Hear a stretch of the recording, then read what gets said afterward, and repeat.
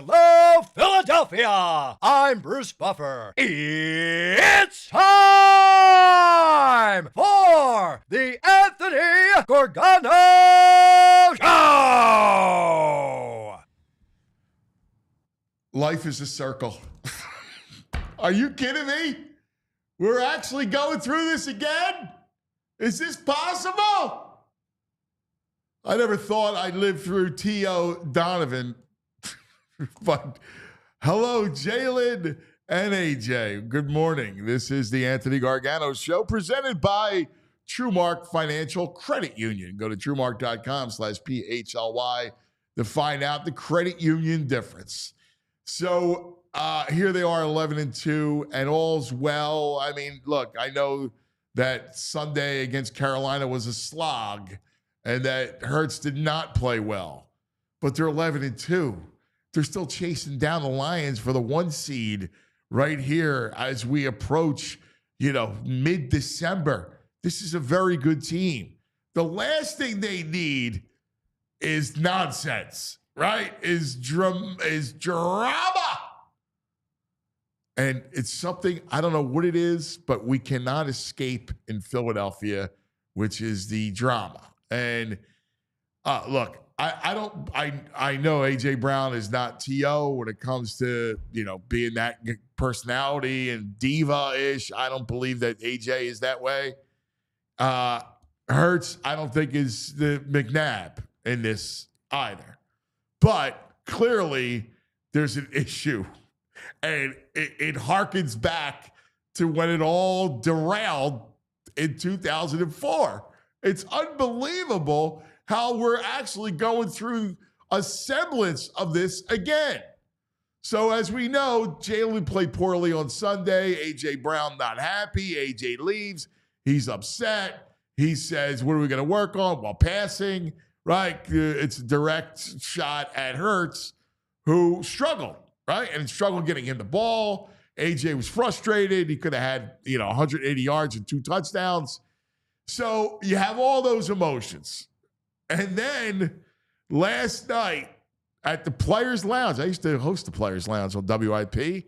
BG with my man Ike and the crew on WIP. BG, we love Brandon Graham, but Brandon Graham, who is completely an honest guy and just affable, and he's not one of these. He's just real. And he lets it slip, right? Which was not good, about how, Jalen's trying and AJ's mad and this and that. And oh my God, they used to be friends and this and that. And so he's talking, and then all of a sudden people start to hear it and it spreads. In the world of social media, this thing is wildfire. BG said later, his phone's blowing up. Oh my God, what did I say? Well, he talked about the friction between the quarterback and the star receiver. And, of course, that just becomes a raging forest fire. BG tried to walk it back, talked to all the reporters, all the beat guys, and said, listen, I made a mountain out of molehill, blah, blah, blah, blah, blah, blah, blah. But we all know that what he said was true, right? Like, you can walk it back all you want. You can say that you overstated it or it was overblown. But we all know that that's exactly what happened, that he told the truth and this thing blows up. Where does it go from here? I mean, truthfully, I don't know. I hear that they're already in crisis management mode, right? Like, they're going to get the guys in the room. They probably are. They already have. They've talked to them. My guess is they're going to be like, guys, let's go. We're 11-2, man. The last thing we need is to divide the team. See, what happened with T.O. and Donovan, and I was there. I saw the whole thing. I lived it. I covered it. There were 2 sides. There was a split. It was the guys who supported McNabb, a handful of them, and then everybody else who supported T.O. And it really fractured the locker room because they all believed, they all followed T.O. And T.O., just imploded that team. I don't think that this will happen. I don't think it's going to be, because I don't think that A.J. Brown wants to fracture the team. I think T.O. was spiteful, right? So T.O., like, he was such an ego guy that it led to a lot of that stuff. And then when he doesn't get the contract, that's when he becomes spiteful. And then he starts just taking shots at McNabb. So I don't think AJ is in that mode. AJ got paid. Like, if AJ didn't get paid, I think there could be issues, right? Like, serious issues, because now you're affecting his livelihood by him not getting the numbers. But he got paid. So I don't think that's the case. I think they're all concerned about the playoffs, that they want to win. I think A.J. Brown is a winner, and he wants to win. And I do believe he's frustrated. I mean, let's face it. We've chronicled this. Jalen is not that quarterback. If you ask me what the issue is, I just don't think he's that quarterback. He's not going to go out and get you, throw for 300 yards on the reg. He's not going to get A.J. Brown 100. He's not going to be like what Jamar Chase has with Burrow. That's not what A.J. Brown has in Jalen Hurts. That's just not who he is. It's not even his fault, right? Like, so I think there's a degree of frustration. And then, we haven't even talked about Devontae, right? Like, Devontae's another guy that, he gets frustrated. I think the Eagles are lucky that the two wide receivers they have that are so good are really good team guys. Because I think this thing could get a lot worse. If you had different personalities, I think that team right now knows it's good, right? I think they also realize that there's, the passing game is, a bit of a problem. But, they're looking at trying to win. I truly believe that they want to win. That A.J. Brown, Devontae Smith want to win. And that's what they got going for them. As far as, BG talking about 1 is trying and 11 is not, and 11's upset. I don't know. Other than, it's easy if you're Jalen. You're the quarterback, so you got to mend fences. But he's the one causing it with his play. That's the issue. Either way, we have to deal with this again. I can't believe I'm dealing with a wide receiver quarterback issue after the T.O. McNabb. I thought that was a one and done. But, man, life is a circle. Good morning, VG. Good morning. Wearing my KISS shirt, but I should have a White Snake shirt on because here we go again on our road. What is going on? Crazy, man. Like, this team is always a soap opera, it feels like. Can we just have a good time? Can we just have a good time? Can we all just get along? That's my quarterback. They're 11-2. They clinched the playoffs. Listen, the whole thing's nuts, right? Like, I will say I don't believe that, A.J. Brown is T.O. No. I believe A.J. Brown is a winner. He wants to win. I think he's legitimately frustrated. And I think there's a reason for him to be frustrated. Look, there's a reason for him and Devontae to be frustrated. Right now, Hurts is in a slump, right? He's in a bad slump. Yeah. Like, it doesn't matter because they're winning. So that's been masked. But come on.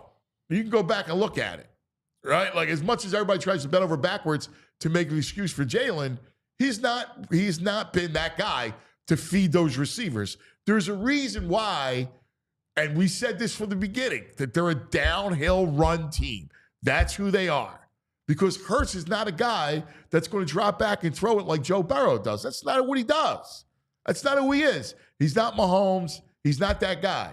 He's more effective on a 20 to 25 throws, running the ball, playing point guard, right? That's what he's good at. Now, you have two high-profile receivers. High-paid, high-profile that receivers. Want to eat. Yes. Therein lies the issue. And they need to eat.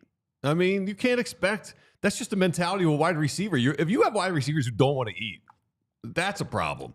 And he is not T.O. T.O., if you would have said, what's the problem? He would not have said passing. He would have said, go ask 5. You know, he would have called him out. He would have said, go talk to 5. I don't know what the problem is. Ask 5. That's a T.O. deal. Yes. AJ's like, it's passing, man. And it's obviously the passing game. We can all see it. And there's got to be a little bit of PTSD from last year. 10-2, and it implodes a little bit. We're now 11-2. And it's the same group of guys for the most part here. So, you know, they see it. Last year, the talking heads nationally were saying the Eagles had issues. We were thinking, this year, we see they got issues. They're 11-2. You got to be blind to see that they got a passing issue right now. To not see that they have an issue right now. Like it's got to get fixed. Yeah. So I think everyone's on edge a little bit. Again, I'm not in that room, so I don't want to, mischaracterize anything and act like I talked to a lot of people, and just from talking to those people, they say it's not like last year, that this is a much tighter group, that this is a group that believes in who they are as a team. I think that there was some doubt in their record. I don't think there's any doubt in their record. And by the way, the defense is so much better than it was last year, right? Like, there's football reasons better to say why this year is different from last year. And I don't expect a spiral downhill. I don't. I mean, you call me naive or whatever. I don't see that. I don't expect it. I think Nick's a little more seasoned, having gone through it. I do worry that, Kelsey's not there, and the other vocal leader is spilling tea on the radio, which he should not be. And so I don't know. Do they have a leader? Are there leaders that can help keep this together in that Poor locker BG. room? I love BG. Like, he didn't mean anything, but that he was just had a brain cramp, right? Like he was just in the conversation. He wasn't thinking that. Listen, I have someone like me who made their bones in radio for all those years, having done players' lounges and sit with guys. You get into a conversation with guys, and guys just open up and they just talk, and it's kind of what it is. And people on Twitter were theorizing that maybe BG was trying to call them out publicly because it wasn't working in the locker room. So he's saying it publicly to try and get them together. I have a really good read on this. He just a brain cramp, And then I think he realized, he went, oh my God, as his phone's blowing up, what did I say? And not realizing that, talking about their issues opens up the old wounds of T.O. and McNabb, right? And Donovan was on with Ike yesterday on WIP and talking about. He laid a blueprint how this can easily spiral out of control. I saw it. I saw it firsthand. Anytime you have two high-profile guys on the team, and you have divisions, right? You have sides. That's not good. I just don't see this thing being the same thing. I don't think there's an AJ side and a Jalen side. I don't think it's that cut and dry, because it's a AJ and Devontae. Because Devontae has expressed a little frustration earlier in the season as well about not getting his looks. Here's the thing. Donovan had his own jealousies, right? Like Donovan, Donovan was not a guy who passed the salt, right? He was the $100 million man when that was a big deal, all right? And I think there was a lot of players on that team that felt like Donovan did not pass the salt. There's a way to take care of your guys. Salt hoarder. You know what I mean? Yeah. And I think there was some of that, right? And they also knew that McNabb wasn't Brady or Manning, right? Like, in this case, Hurts makes the money, but so does AJ Brown and Devontae. They both got paid. Yeah. So all three of them got paid. So I don't think there's a money issue. T.O., remember, was working off that contract. Yeah. That was a big deal. I also don't think that Hurts, now I don't know Hurts, right? Like, other than, what we see off him. Donovan was a bit, I think, misunderstood. I can get into that for a long time, but he kind of got a certain way. I don't think Hurts is that guy. I think Hurts is just not the type of quarterback that's going to feed those type of receivers with volume. Like Jamar Chase last night gets a zillion, right? Like, he and T. Higgins can get a zillion catches. I texted you with the one touchdown Chase, the ball is 3/4 of the way to Chase before he even turns around and makes his break. He turns around, boom, hits him right. It's undefendable. Like, that's not Hurts is not making that throw. No, listen, he's not that quarterback. No, but this is not a referendum on what type of quarterback. I think everybody understands that he doesn't have, like, he's got a fine arm. I don't know if they do, because like I'm just arm. seeing the chat. It's like, oh, he's high. If you're not Joe Montana in this town, no one's asking. That's comparing him to an all-time great. No one's asking him to be Joe Montana in this offense. We're just asking him to see wide open people right in front of him. Listen, I don't know why you would come to be offended by any kind of Hurts. If you're looking at Hurts from an honest standpoint, you see flaws. You see good things and you see flaws. I think that's pretty obvious. I like Hurts. We can go through every freaking analyst, I'm sure, because you guys, I got a list. You guys were digging through it. Yeah. You can go through every freaking analyst who's looking at how Jalen's playing the position. Yeah. If you're not seeing that, then you just are, I don't know, blind to it or in love with the guy or whatever. It is what it is. I think it's if you don't think that he's the same. I hear this all the time. Well, 2022, and I go, yeah, man, he was unbelievable. He had a great Super Bowl, he had a great year, the whole thing. But defenses changed the way they played him, right? Like that was strictly an RPO team. All right, he had big windows. They didn't rush him. They didn't blitz him. They didn't pressure him. They were too afraid, so they mushed him. Right? They were trying to keep him in front of him, and that gave him time to throw. So now defense, Todd Bowles changed that by pressuring him, and it changed. And so he's not been the same quarterback as far as down the line, as far as throwing the football that on 30 times a game. He still has to work through that stuff. And if you don't see that, then you're just biased. Well, it's almost like a hitter.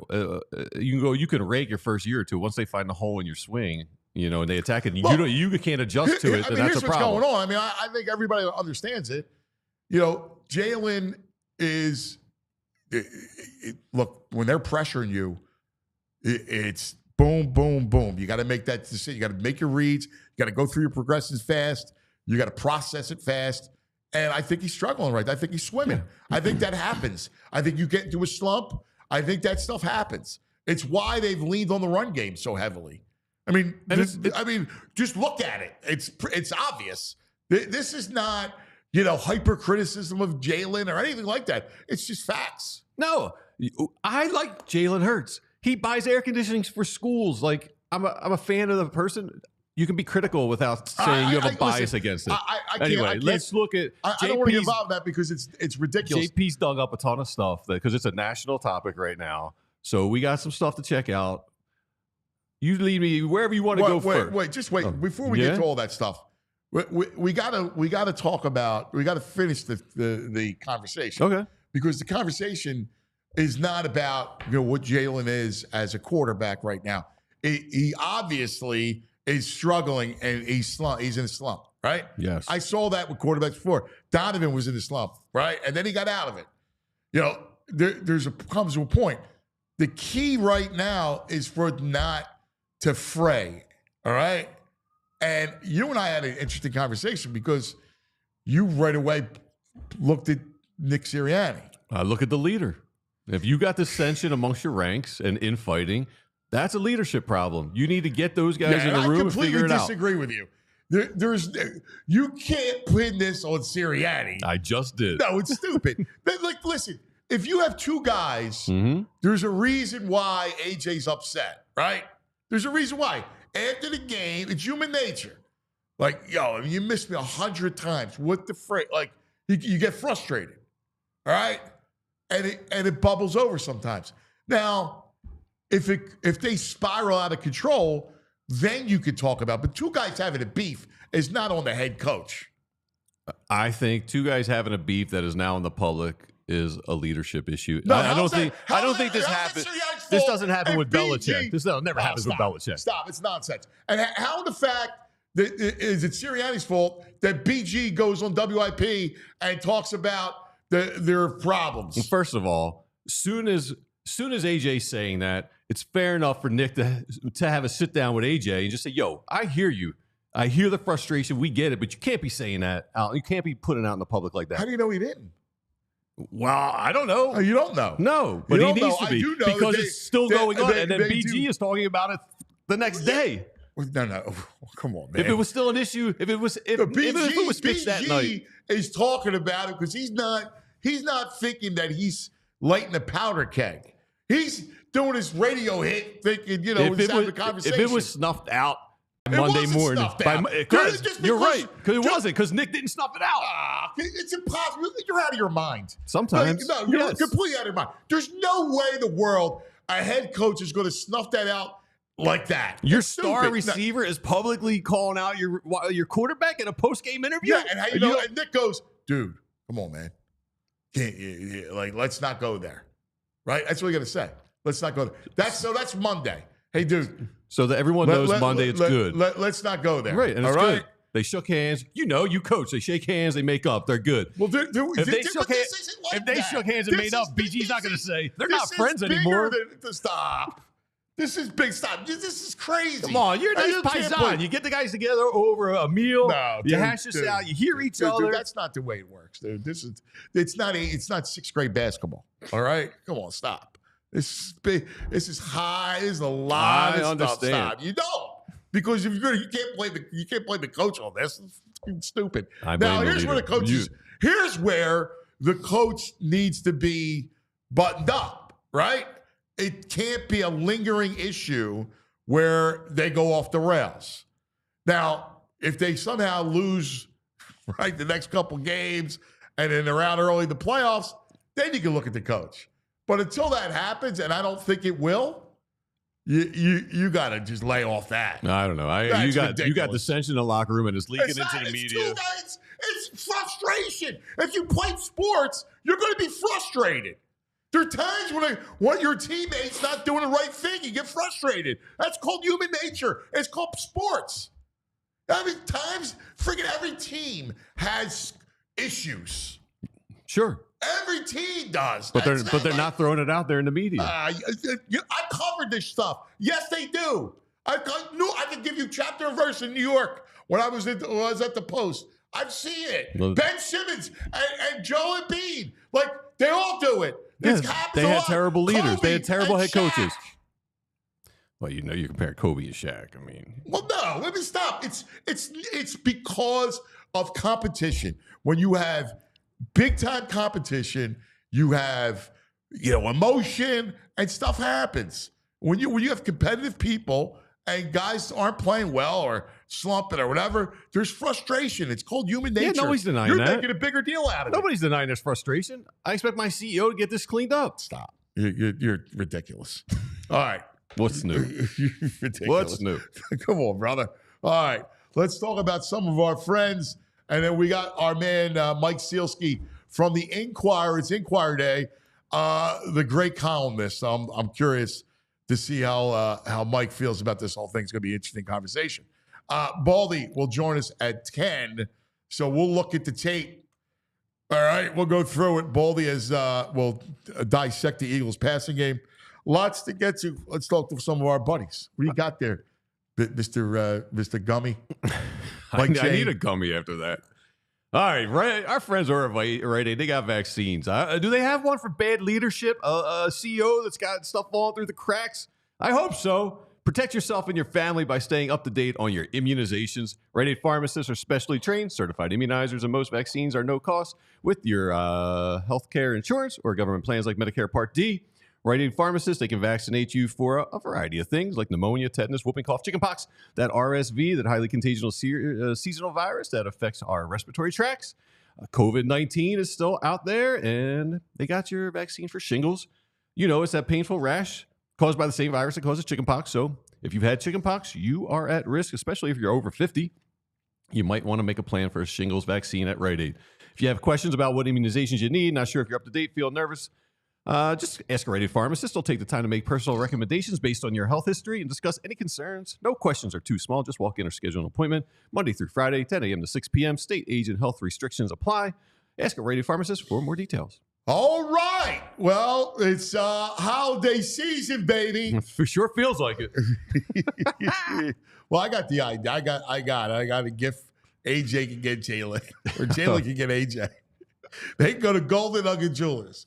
All right. Oh, nice. All right, there you go. Your loved one. You go to Golden Nugget Jewelers and you got everything. Some of the greatest jewelry out there. And if you met that special somebody, you got to go to 8th and Chestnut in the heart of Jewelers Row and talk to my main man, Yaron. Yaron is the owner of Golden Nugget Jewelers. And, man, if I told you, he does such a great job. I've sent scores of guys over there to get engaged. And you know what? They're happy, right? They do it, the whole thing. And here's what Yaron will do. We'll give you a whole education on the diamond, the cut, the clarity, the carat, right? The 3 C's. Get your budget, work with you, the setting. He'll put together an amazing engagement ring that you'll love. Then it's up to you. You do it Christmas Eve. Do you do it Christmas Day, New Year's Eve, New Year's Day, Valentine's Day? It's around the corner. Check out Golden Nugget Jewelers. GoldenNuggetJewelers.com is where Philly gets engaged. All right. Now joining us, the fine columnist. We love his work. Every Tuesday, we visit with our buddies from the Inquirer. That's right. Mike Seilski joins us. Good morning, Michael. I'm going for the suburban VG look this morning, and Nice. I figured it would be appropriate. Stealing some Well, bikes. you guys look great together, man. You go out and steal some bike chains. Yeah, exactly. I'll be dashing up Adams Avenue or something. Oh, yeah. I know about Adams Ave. We got a little bit of a drama situation, my brother. Never a dull moment, right, man? Dude, it's bizarre. This team, I don't know what it is about Philadelphia between the Eagles and the Sixers. The level of crazy drama just follows. What do you make of it? Let's look at this. This is round 2 of quarterback v. WR1. Yeah, so I was in the locker room Sunday after that game, obviously, talked to Devontae Smith, listened in on AJ. If there's going to be a team, a one side or another here, I'm Team AJ. I don't think that I think we all are still suffering to one degree or another from post-traumatic TO syndrome, where any wide receiver quarterback conflict we're afraid is going to lead to sit-ups in the driveway. We're afraid it's born out of the selfishness of the wide receiver. I think in this situation, 2 things are true. Number 1, Jalen Hurts is missing A.J. Brown a lot when he is open. He is not getting him the ball in situations where you need to get A.J. Brown the ball because A.J. Brown's one of the 3 or 4 best wide receivers in the NFL, and it will help the Eagles win games and score points. I think as much as A.J. Brown wants the ball because he's a receiver and every receiver wants the ball, his frustration mostly is born out of the fact that he understands that if they get him the ball, they will win. That's what this is about. I don't think at its core, this is about AJ is upset because he's not getting his. I think it's more about AJ's upset because I'm open. You're supposed to throw me the ball to help us win games. I also think, and if I can Real kind of quick, stretch here, stop you go ahead. Because I think you're 1,000% right. I'm completely with you. I remember the Donovan T.O. thing. And first of all, there was a personality conflict. There was jealousy because T.O. was a fan favorite, right? Donovan didn't like that. And then T.O. thought Donovan was jealous. And then T.O. was jealous of Donovan because Donovan got paid. There's none of that in this situation. I think you're spot on. I do. I just think it's about, from the A.J. Brown perspective, it's just about winning. Yeah, and then the last thing I'd say is this. I was in that press conference with Jalen after the game Sunday, where a couple guys who are around the team much more than I am, Zach Berman and Tim McManus, tried to ask him reasonable but direct questions. and he just kind of blew them off. And when Jalen is in public, he can present himself in a way that at times can be really, I think, off-putting, that he kind of carries himself in a way that his stuff doesn't stink. And I think he does a little bit of that in the locker room too. We've heard that from people last year. Jeff McClain has reported on this, that there were guys in that locker room who don't love the way Jalen carries himself from time to time. And I think this is part of this too. It would do Jalen some good if he just acknowledged flat out, and he did this to a degree after the game Sunday, but not in the way that it seems to me it really resonates. Dude, I got to be better. He speaks I gotta be better in a much bigger way. He's the Riddler. Yeah, well, you had a better line. VG said, like Neo. he speaks like Neo from the Matrix. Yeah. It's like, dude, just say, I got to do better. Like, listen, I had a bad game. Like, that's fair. That's all. Yeah, and I think that's relevant because when you have a situation like this where he clearly has not played well in a game, and he's clearly, over the last 3 or 4 weeks, they haven't needed him to be the guy in the way that they're eventually going to need him to be the guy. I think it leads to these kind of situations where, AJ and Devontae are looking around going, dude, if you're the man, get us the freaking ball in situations where you're supposed to get us the ball. You're dead right, man. You're spot on. I don't know. There's a weirdness with Jalen and the fan base too. The fans, we have it, here, that are overly defensive of Hurts. And I don't know if that's because they've been burned so many times at the quarterback position, but I don't know. I just think it's pretty obvious. Like, Jalen's best playing point guard, right? Yep. He's not going to get AJ Brown and Devontae Smith to be Jamar Chase and T. Higgins. That's not his game. He can't do that. I don't think that's a crime to say he can't and that he doesn't, because as long as he plays point guard, they can win. Yeah, it's funny. I wrote about this after the game Sunday, Anthony, that it's wrong to call him a game manager. He gets labeled that a lot. And I think it's mostly because people look at, well, he didn't throw for 200 yards in a game. He must be a game manager. But the fact is that if you watch that game Sunday, a game manager would have thrown for 300 yards because there were throws there to be made, and that the quarterback is supposed to make in a point guard-like fashion that he is not making. Now, having said that, he's making other plays, right? He rips off a 35-yard run that sets up a touchdown, and he did throw 2 touchdown passes, and he didn't turn the ball over.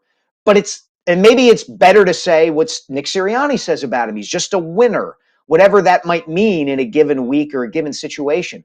But he's not a game manager. He's not what Chip Kelly would want out of a quarterback. He's not just boom, boom, boom. Ball's supposed to go here, bam. Like Kirk Cousins had made hundreds of millions of dollars in this league up until this season doing exactly that.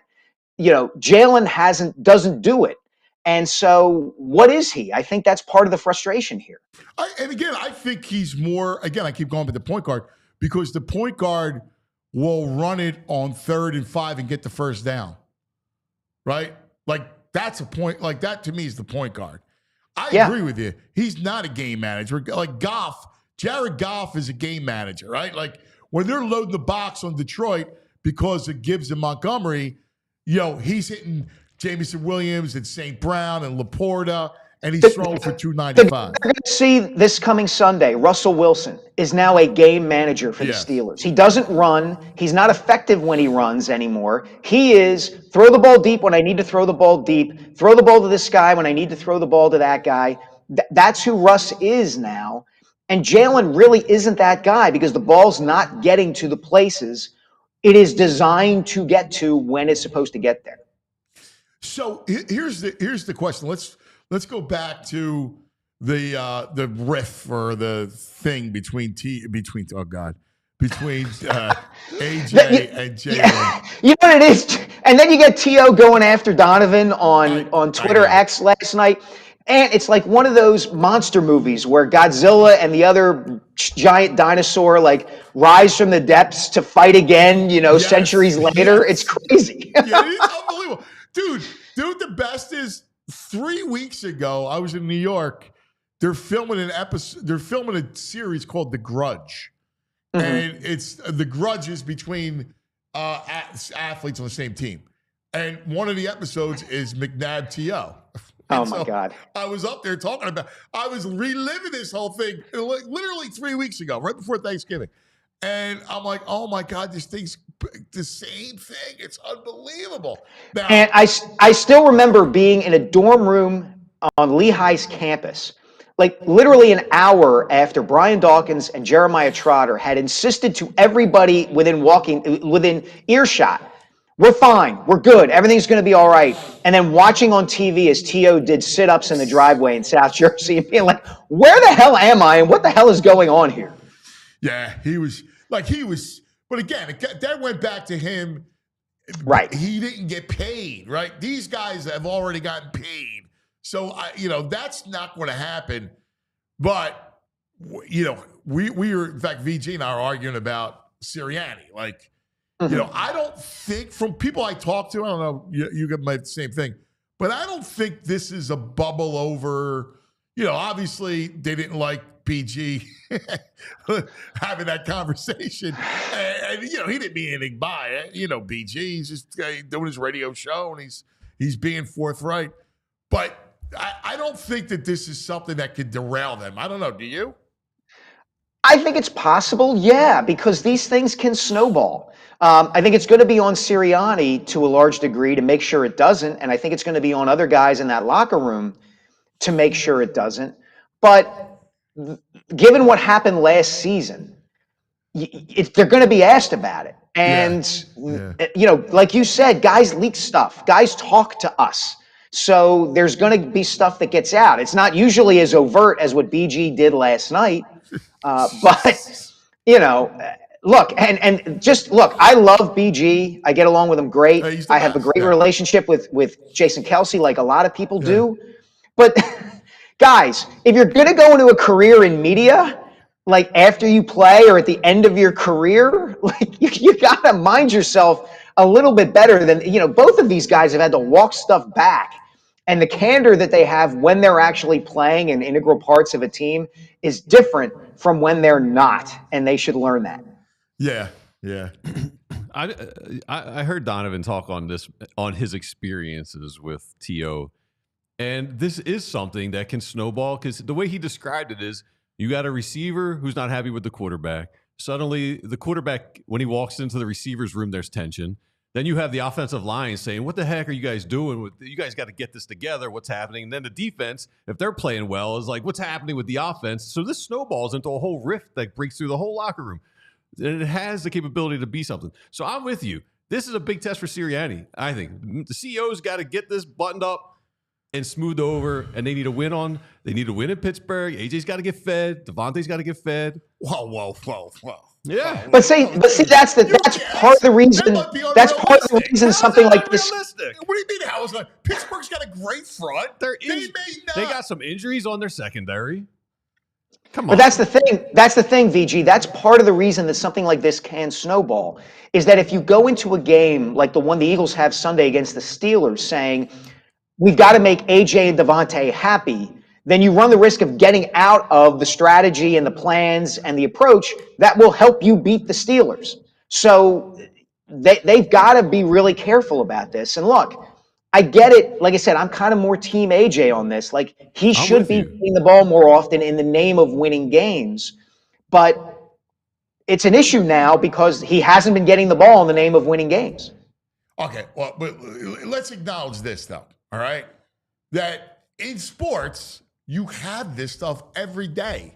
Like, you got guys that beef, right? During a season, right? When somebody's not playing well or somebody's feeling slighted, you got beefs. I've seen it a million times. You've seen it a million times. Sure. I don't think that this thing will derail. I don't. I mean, to me, the only thing that'll derail them is if Hurts continues to slump, and then that'll derail them. But if he plays better, and there's no like, hey, AJ needs to go get 7 for 180. That doesn't matter. As long as he plays better and they win, it's all good. Yeah, I would put it this way, Ant. I think the burden of proof is on the Eagles here, right? Given what happened last season, given the way they played Sunday against a clearly inferior team, they have to come out and show everybody. Otherwise, everybody's going to feel kind of the way VG's feeling right here, that there's trepidation, that we don't really trust that this won't snowball into something bigger. What do you think ultimately derailed them last year? Because here's why I believe it's not like last year. They had 2 coordinators who were completely lost. This year is different. They had a defense that was terrible. This year is different. I see complete differences from a year ago to now. Like last year, it almost had to spin off the rails because of the coordinators and how things were just not buttoned up. But now you have a veteran OC in Moore, and you got Vic Fangio. And I don't think you're going to have the same kind of thing where they start to falter on the field. It goes back to the quarterback playing better, but ultimately everywhere else they're buttoned up. Yeah, I think there's a lot of truth in what you're saying. Clearly, Moore and Fangio are better coordinators than the guys the Eagles had last season. Totally acknowledge that. By the same token, they had a Rocky III moment against the 49ers last year, right? Like they were 11-1 or 10-1, and the 49ers came into the link and Clubber Lang them and took some of their soul away. Rocky. I love it. I love it. Man, it's got to be done. Got to go rock. I love it. They did, but that's really what happened. Like the 49ers came in there and punched them in the face, and they never got right after that. They never recovered from that. So, and then they panicked and, fired the defensive coordinator and brought in a guy who was worse, which seems impossible, but they did. And things got really bad really quickly. I do think that they have to show Sunday that they can stabilize themselves. Is it more likely they'll stabilize themselves? Yeah, absolutely it is, but they still got to do it. Okay, but let me ask you guys a question setting up here. A Clubber Lang moment by the Steelers. Let me ask you a question here, because I'll be honest with you, I don't know like that they're a lock to win the game. I mean, I think it's a tough matchup. I think the Steelers have a really good front, and the fact is they've won 9 in a row.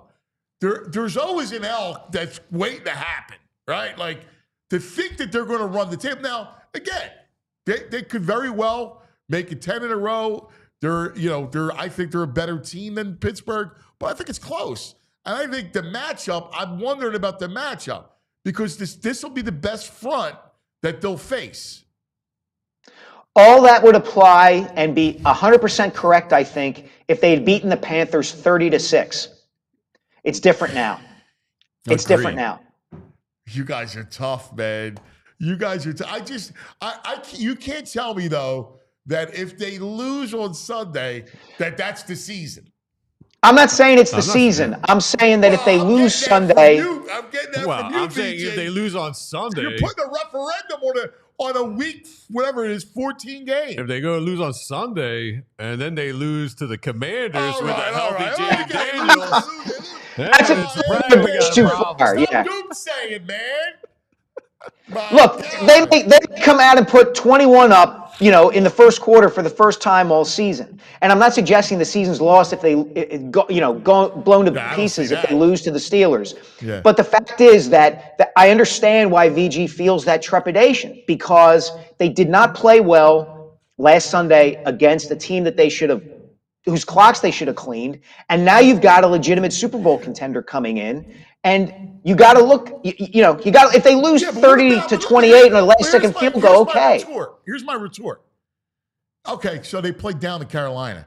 What about the week before when they beat Baltimore in Baltimore? Or the week before that when they beat the Rams and shut the Rams down, the team that put 44 up on Buffalo? Like, it's the league. Yeah, to a large degree it is. But Jalen Hurts didn't miss A.J. Brown wide open half a dozen times in that game, and it didn't lead to a controversy afterward. But that's all part of it, man. That's like, Yeah, me, I know. If you wanted me to be devil's advocate, the Rams didn't have their timing down. They were healthy, but now they're cruising with their timing. If the Ravens had a kicker, I don't know, is that game the same? Like, I can play it all. I can play it all in my head right now. God forbid. Oh my God. It's VG on a black couch. My God, the man's been traumatized. Yeah, really, man. I have been trying. I was just in therapy yesterday. I'm gonna dump you out the window, 7 floors up. My God, Mike. What this is? Hey, real quick while we got you, this is fascinating. This is great conversation. I love talking to you. What do you make of the Embiid situation now? Comes back Sunday, drops 31 effortlessly. I mean, it just extends, Now we're back to, okay, is he going to play this time? Did he only play Sunday because the Sixers don't have another game until Friday? And look, they've got to be so great over the remainder of this season to get back, not just to being in forget like the conversation of like, can they beat the Celtics or the other teams in the East? Like, can they get into the playoffs? They have so much ground to make up to be a legitimate threat. I feel like they're just kind of stringing us along. I feel like he's just stringing us along. Yeah. No, I will say, I don't know if you've read the what's it, Tim Bontemps article on ESPN. Mm-hmm. I mean, Embiid finally came out and said what we said he should have said all along: is he's been depressed. It's been a hard road for him mentally. He's having a hard time, and I think that's something to be said for all that. I totally believe that. That he feels frustrated that his body isn't doing what he needs it to do. I totally get that. But okay, is the best solution for that to have him to kind of dangle him in front of everybody has been happening for the last 8 to 10 years. Is he going to play? Is he not going to play? What's he going to look like when he plays? Like, I think everybody's just tired of this. We just like to see him come out every 4 games, put up 30 and every 4 games? I don't think so. I think you got to be more consistent than that.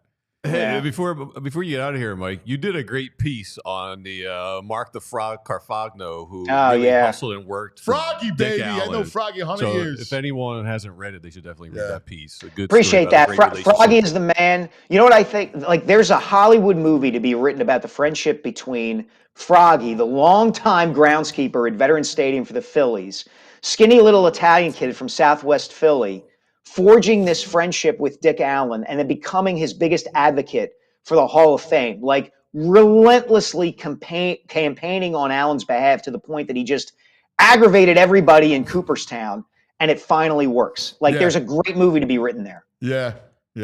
Maybe it's already in the works. You never know. You're the best, buddy. Give me your Rocky update real quick. Yeah, Rocky update. I tracked down So there's a thread in the book about Mickey and the trainer who inspired him, the character. That's awesome. This trainer named Howie Stenler, who worked at a Skid Row gym in LA, the same gym where all the training scenes were filmed in the movie. Turns out, within a year of the movie coming out, Howie Stenler was murdered. And not only was he murdered, his killing remains unsolved to this day. Oh my God. So I tracked down Howie's daughter, who talked to me. And I mean, this is the guy who worked with Burgess Meredith during the filming. This is who Meredith spent all his time with, learning boxing and learning how to be a trainer. So that's going to be a cool thread in the book. What a story. Oh my God. Yeah. Hey, I got to ask, I got a request. You know, one of my favorite characters was Duke. Now, he passed away, Duke. Yeah, Tony Burton. If you could do some digging about Duke. I'm planning to. I haven't had a chance yet. I need to do more on Duke and Apollo. Yes. I've been in touch with Carl Weathers' son. He's a little hesitant to talk, but I need to do more on those two. Because Duke is a great character. He's the only guy in the first 2 movies who sees Rocky for what he is. He's the one warning Apollo all the time about how dangerous Rocky is. He means business. Yeah. I mean business too. Yeah. Yeah, exactly. I hate they can't fight southpaws. They do everything backwards. Yeah. Oh, I love it. You're the best, brother. I love this stuff. Right. It's great, man. Can't wait. Thanks, Thanks, pal. guys. I The great appreciate Mike it. Seilski. He's terrific. You got to read him. All right. We missed him yesterday. Let's get to our boy, the brain. Brain. Red, the brain finder. There he is. What do you say, brain? Hey, how are you, man? Oh, Anthony, looking fresh. You like the haircut? You looking good? Oh, thanks, buddy. Appreciate it, pal. Looking I fresh. shaved. Well, hey, I mean, I do it once a week, so I know how I to do the same thing. Dude, I laughed when you told me, when you said you shave once a week, I do the same thing. I shave once a week. I used to shave every day back in the day, but it's funny, Anthony. Always nice waking up in your biggest fantasy football league where you need to, you have a 70-point lead with T. Higgins against Jamar Chase and Joe Burrow with the 70-point lead. Just in your biggest league, needing to not lose by 74 points or 70, and I lost by 1.2 points. T. Higgins got a big 4. Churro and Chase and Burrow got like 76, whatever it was, just enough for me to lose by a point. And I fell asleep. Oh, last night. man. Oh, I fell that's asleep last night. I brutal. was so tired from my week. I fell asleep at 7 p.m. I never fall asleep at 7 p.m. Woke up to that, and I'm like, oh my God. Now, what's the entry fee for that league? A 10. It was one of, well, actually, it was my biggest. It was one of my biggest. The Bitcoin lead's my biggest, and I came second in points. So I have a very good team in that one. That one, So you got a chance to win the Bitcoin? Got a chance, yeah, and well, you win more in a Bitcoin because there's 12 owners. So there's, you win more than a Bitcoin. There's 12 of them. But that was good because there were all these side bets. These are a bunch of degenerates where every single week you do these side bets. So the entry fees at Bitcoin. So you'll grab like 8 Bitcoins. Well, maybe not quite 8, but the biggest thing is, believe it or not, these side bets. And I just did the recap of these side bets. There's one guy who finished first, went 10-4 against us. We had the second best record, but in these head-to-heads, one guy went 10-4 against us. But everyone else, we killed in head-to-heads. So we had side bets against 7 of the 8 teams. So we did extremely well in these side bets, which is more than the entry. I mean, these side bets was the good thing. Dude, hold on. It was Brock Bowers, man. Hold on, Brad. Bowers, Current value of a Bitcoin is $98,000. If he wins 8 Bitcoins, that's $785,000. 700. 2 partners, my friend. 2 partners. I got 2 partners. Not, Oh, sorry. Divided by 2. Let me divide it by 2. Go, Brady! Oh, man. Oh, we got a root for you, man. Yeah, we do. Appreciate that, the Bitcoin, brothers. We're trying. We're trying. Got to buy this week. Got to buy for the first week. But, this was the one last year. Remember, I told you I had a 20-point lead in the finals, and I had Purdy, and the other guy had McCaffrey. And Purdy, or like a 22-point lead. Purdy got like a -5. He threw like 5 interceptions against the Ravens. It got like a -5. And McCaffrey got his typical 25, and I lost. That's how I got ousted. Oh, my God. Year. That's awesome. Oh, my God. Yeah. You poor thing. Good stuff. It's so great theater. Such great theater. Brad, what's your hat? I can ask you, you know what's, this one, yeah, I love you pick up on these things, man. Yeah, I was, about a month ago or so, I went to Sea Island, Georgia, and Victoria got me this hat or whatever. It kind of looks like the Masters hat from afar. Yeah. Mm-hmm. I don't know. But anyway, I'm wearing it. I don't know. But I got to ask you guys a question. I'm not sure because I just, have you guys talked about the whole Brandon Graham, AJ Brown, Jalen Hurts thing? No, what happened? I heard anything That about was the it. first, I woke, man. I first 50 slept. minutes of the show. Thanks for watching, Brad. It'll be the next hour of the show, too. Yeah. Yeah, no, I slept 14. Well, I mean, you agree. I mean, that's obviously you agree that did happen, right? That's not, he's trying to backtrack it, right? Like, obviously, it happened. Yeah. Yeah. There's an issue. Yeah, BG. Yeah. BG. He's a great guy. He just misspoke, whatever. Yeah. No, he's a great, I love, no, again. I'm curious about how you view Sunday's game, because I think it's a tough game Sunday. Well, look, I bet the Eagles laying 4.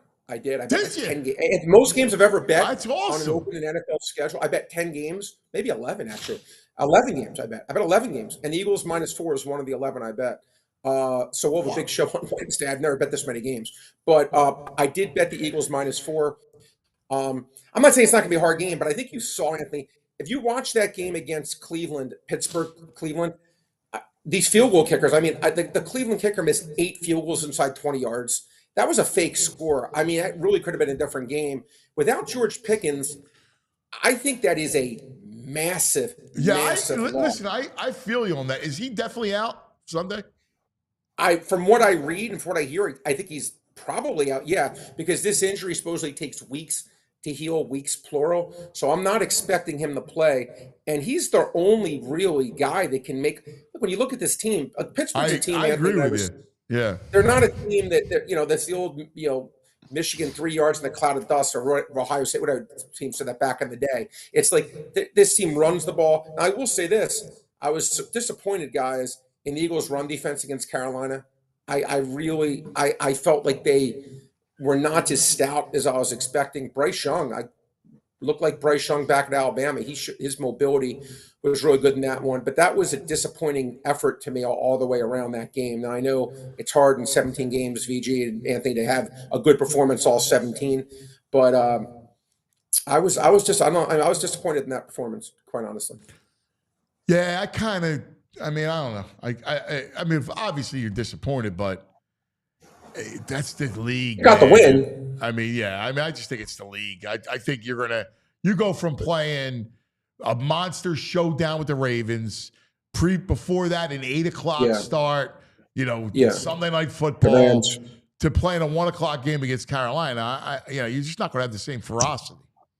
I got to ask you though, guys, and I've said this to you in the show like 10 times. Okay, the biggest difference between the Eagles and the Lions is the quarterback play is stark. It is just, it can't be avoided at this point. It just, you can't like just bury your head in the sand or below the pillow and just be like, all right, because I mean, AJ brought that to light, right? Well, no, but when you watch her, I mean, I always say again, there's so many plays that you just see an incomplete pass, you don't think anything of it because it wasn't an interception, but it's a 3rd and 5 and a guy's open, he just sails the ball, or he throws a Jason Kidd bounce pass and it's incomplete. Hurts is, I mean, man, I don't know. I can't. Every time I watch him, I'm like, he can obviously run the ball, which is at least his mobility, I feel, has been much better than last year. Last year, I think he was banged up and he wasn't running the ball as effectively. At least his running ability this year, I feel, has been really good. But man, his passing, guys, I see a team like Detroit off every game is 19 for 21. I mean, it's. And I say in a game like that, it's going to be a tough game. I feel the same way. I do. I feel the same way. Again, he's in a bad slump right now too. I mean, like, you see it. I mean, when is it not a slump though, Anthony? When is it not a slump? Dude, I agree with you. Like, so I'm with you. Yeah. I feel you. Hey, what do you got tonight? I got Anthony. It's funny. There's a bet here that I definitely think has some edge. Kyrie Irving, Dallas Mavericks. 62-40 the last 2 years, going over 21.5 points. He averages 24.5 points. So they're making it 3 points lower. Don't really quite understand why for a 60% winning bet. I think Kyrie gets there, and a great game, by the way, against OKC. And they haven't posted it yet, but if they do later on, I'm expecting Parks post it. Chris Middleton should be 3.5 assists. He was 47-14 to that over last year. Now his minutes have been down because he's coming off an injury, but knocked down about 20%. But even if you factor in the 20% discount for the minutes, this over-under should still be a stone cold 4.5 because he averaged 5.5 last year. So Middleton over 3.5 assists is also another good bet, Anthony. All right, thank you, my brother. Great stuff. Big show tomorrow, so we'll have a lot of fun with the whole NFL card and college and everything else. All right. Like the KISS shirt, BJ. I'll speak to you guys tomorrow. Brain! There he is. All right. Coming up, Baldy. But first, let's talk about some of our sponsors. Ooh, people like me, little follically challenge. I want to talk to our friends over at Glad Hair Restoration by Morgan Stern Medical. You've heard the name established by the late and the great Dr. Paul Glatt. Now part of the Morgenstern Center under the direction of renowned plastic surgeon, Dr. Ken Morgenstern. Doctors Glatt and Morgenstern, they shared a great bond that spanned many years as colleagues. They were friends. They collaborated on research studies, and they worked together in the operating room. So what makes Glatt Hair Restoration by Morgenstern better than all the rest? Well, it's the same peerless approach to care and the same expert team and the same unmatched Glatt system we're all used to and the same state-of-the-art location. Each member of this team has over 30 years of industry experience, and hair restoration is all they do. Anyone can buy equipment and say they do hair restoration. You see people popping up all the time, but only Glatt Hair offers decades of proven results using innovative approach and delivered by leaders in the industry. Glatt Hair can help during all stages of hair loss with leading-edge treatments for prevention and restoration, including laser light therapy and non-invasive TED treatments. Caring patient advocates work with you from the first phone call to your last consultation. They understand this is a stressful time, and they'll walk you through it. Glatt Hair isn't just about restoration. It's about innovation. Their breakthrough treatments really do dramatically change lives. Change your hair, change your life. Bald, thankfully, is now optional. If you want to improve how you look and how you feel about yourself, Glatt Hair has the right treatment for you. Regain that confidence. Visit GlattHairMCTR.com or call 610-980-4000 to get started. All right, my man. Thank you, my brother. Let's talk about the Bet Park Sportsbook online casino app. Of course, he gives you the brain, right? The Bet Park Sportsbook online casino app. I like that too. Kyrie Irving over. Listen, Pickens has a grade 2 hamstring. Yeah, it'll be tough if he plays. So, they're not expecting him to. So, I Makes it even worse if they lose.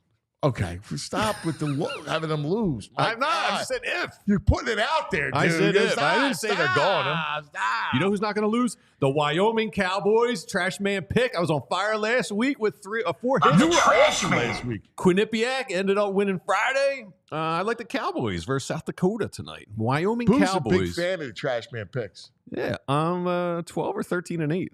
Okay, right now. Yeah. So yeah, Wyoming Cowboys +1 versus South Dakota Coyotes. I like it. Well, you can play it all on the Bet Park Sportsbook online casino app. I have the college football futures. Here you go. The brackets in. Texas, the favorite, 3-1. Oregon, +350. Georgia, 4-1. PSU, +450. Ohio State, 5-1. The team I like, Notre Dame, +750. They were once +2,800. And they're down to +750. What's your beef with Notre Dame? They play nobody. I love the service members of the academies. Here's Tennessee, 30-1. It sounds like a bargain. Indiana, 40-1. SMU, 50-1. Arizona State, Clemson, and Boise, 60-1. Penn State's got a really easy. I don't know much, but it seems like a really easy road for Penn State. How does that happen? Yeah. Well, we're going to get into it more. We're going to do a whole thing. But anyway, all that stuff's right there on the app. You got the casino, all the great, it's fantastic, right? The slots, hot online slots, Peaky Blinders, Rocky slots. I mean, it's the best. So, in fact, new customers, you get, if you're down in the first 24 hours, you get up to $1,000 casino bonus back. BetParks.com has all the details. You got to be in PA, New Jersey, Ohio, Michigan, Maryland. If you have a gambling problem, please call 1-800-GAMBLER. All right, this portion of the program brought to you by Rite Aid, your neighborhood pharmacy. RiteAid.com for the pharmacy nearest you. All right, now, I can't wait to talk to him. The one, the only, Baldy.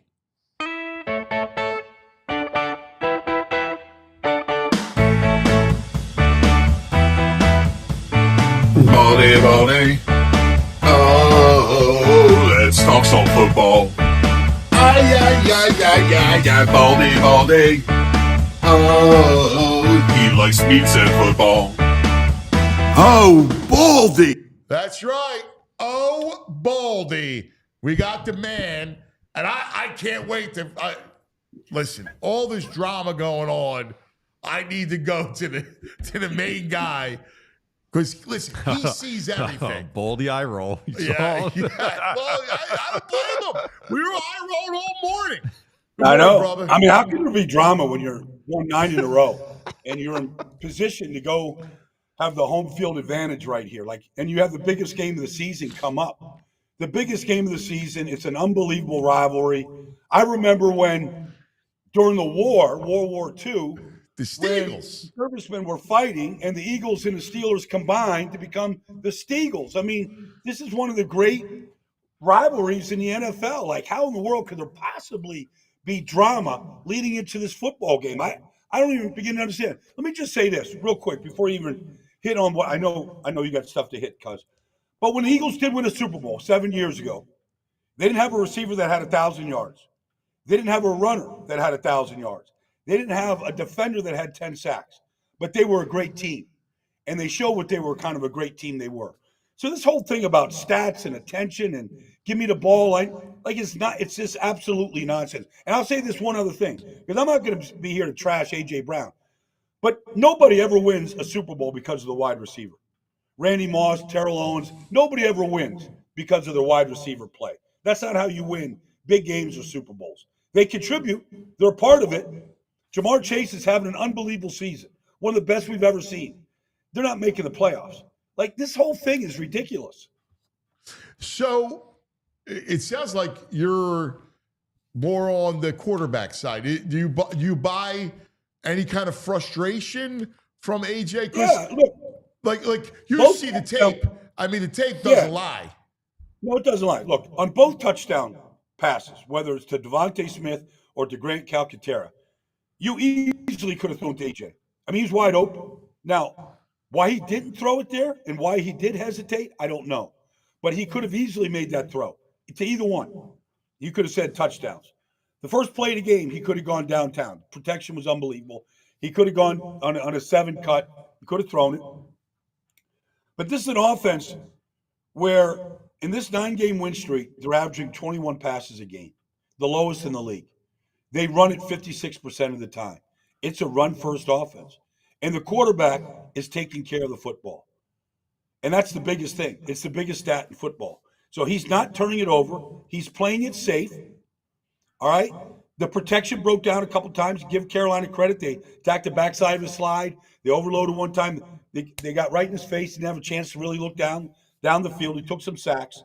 But he's not turning it over. And they're winning football games. And they're running the ball.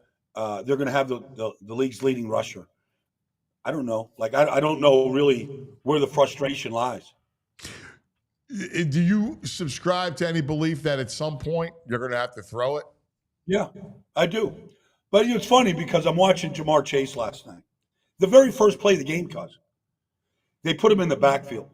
They got a power pistol for him and Chase Brown in the backfield. They throw a swing to him. The first run of the game, they run a fly sweep to Jamar. They told the Cowboys, we're going to get the ball in our best player's hands as frequently as we can.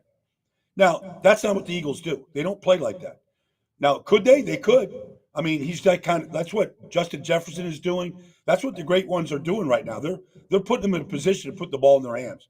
Like, should AJ wait till 3 minutes to go in the second quarter to catch a ball? Probably not. But that's between the coordinator and him and the quarterback right now. Well, you talking to people and there is obviously Jalen is struggling a little bit in what he's seeing and processing it quickly. Even things like throwing the ball away and play clock, you got to call timeout, and you can't take the penalty in that spot. You got to. He made an excuse that he didn't throw the ball away and he took the sack because he didn't want to take the sack, but because he didn't want an illegal man downfield. But like, dude, you get the ball down back. Like you could clearly he's in a slump. So how do you get him out of that? I know that's kind of first and foremost in Kellen Moore's mind right now. Well, I mean, if he's struggling to read coverage, I don't know if that's a quick fix. Either you can read coverage or you can't.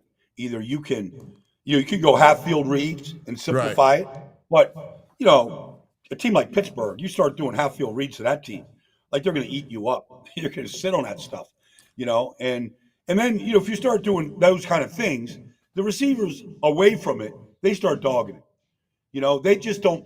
It's like watching college football with these teams that run spread offenses, and they have Baylor did this for a long time. Those guys on the other side that aren't getting it, aren't like it's not part of the progression.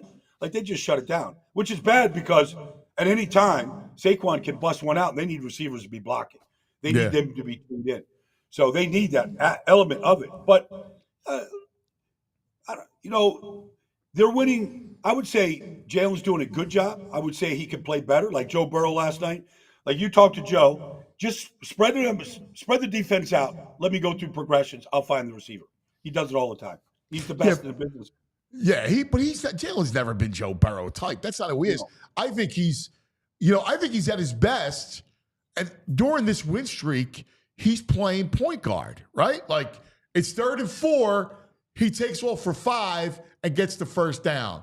It's 3rd and 6, he'll find Goddard for a first. Like that's playing point guard.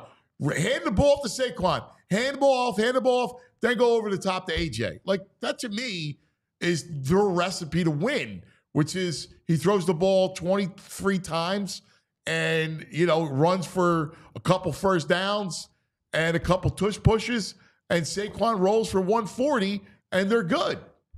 Yeah. Well, look, right now, they haven't played a good game at home yet this year. They beat Washington. Like this is the game. Like this whole season to me, like it doesn't really matter what your record is. It's how you're playing at the end of the season. They're not really going to get tested that much. They play Washington the next week. It'll be a good game. They'll be tested in some ways, but they're a better team than Washington. This is the game. Pittsburgh's not a great team. They don't have. I don't know if Pickens is going or not, but like they struggle. They struggle on offense. Period. They want to run the ball. They run it way more than they throw it, like the Eagles do. They lean on that. They lean on Russell to make some magic plays. A couple weeks ago when they put up 44 against Cincinnati. All he did was check the ball down all day, and then he made a couple big throws. But he took every check down there was. Like he knows, like he doesn't want to turn it over. Not with the defense playing as good as they are and making as many splash plays as they are. Like they're going to see, it'll bring the best out of Lane, seeing TJ out there, and you're going to see Highsmith and Herbig on the other side. These guys have been wrecking games. So, last thing you want to do against this team is turn the ball over. So, I don't know if they should change the formula unless they fall behind. But your question is a good question. Are you going to win big games playing this style? I don't think so. You're going to have to open it up a little bit. Hey, Baldy, when you're saying how Jalen missed AJ on some throws, like on the Devontae throw, that was a touchdown, and there was the Grant Calcaterra touchdown. From my amateur eyes, it looked like the AJ throws were the easier throws right in front of him. Is he missing the easier one and going with more difficult throws? Well, that you could definitely make that case for Devontae's touchdown because honestly, it's a pick route. Devontae's running Jahan Dotson's running the pick, and both defenders run into each other. And AJ's wide open. Now, the safety's sitting in the middle of the field. If you don't throw it now, that safety's going to break on the ball. But still, that's a gimme. That throw right there is the easy throw. You got to throw with anticipation, right? So as soon as he comes, like you're looking and you're ready to throw, and AJ breaks free, like that's the throw. Now the tough throw is to Devontae because he's going to the sideline and the defender's right in his hip pocket. It's a great throw. The throw beat good coverage, and he doesn't have a lot of real estate to work. But the easy throw is to AJ. And the second one, that Calcaterra, he could have thrown to AJ as well. I don't know where these two are at. Jalen is the godfather to AJ's daughter. They are. Like you're not the godfather, and you have some sort of beef. I don't think. I'm the godfather to a couple of my brother's kids. There's no beef. That's like family right there. It is family. I don't know. BG, let it out last night about it, and it became a forest fire. And you know how things go. Nobody knows better than you, dude.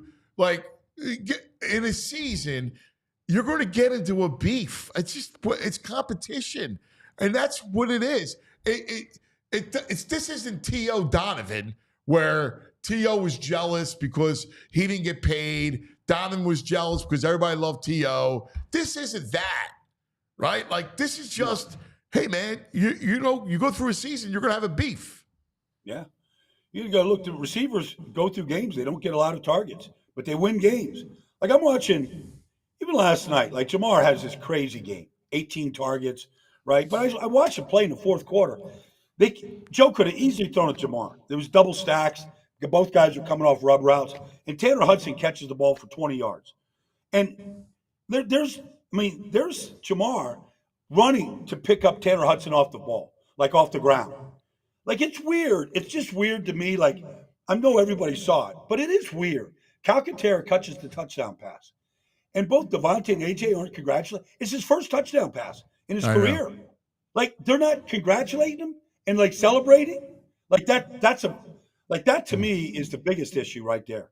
Like, it's a team game. You should be pulling for each other. Wow. Yeah. Is that a leadership issue, Baldy? Well, you want your star players to be leaders. Like, not all of them are, but like, I don't know. I'd be over there like slapping five and picking a kid up like you're supposed to, and having a celebration. And it's his first touchdown catch. He's been battling, and there's Dallas Goedert and all these other guys and all these other players they had there, and he catches one. In a big moment in the game. You'd think like there'd be. I don't know if that's leadership or not, but there's something missing there. I know that. Mm-hmm. Jeez. Well, I don't. I mean, I don't see. I mean, I'll ask you because I don't say it. I don't think this is a case where they're going to spiral out of control like last year. Do you?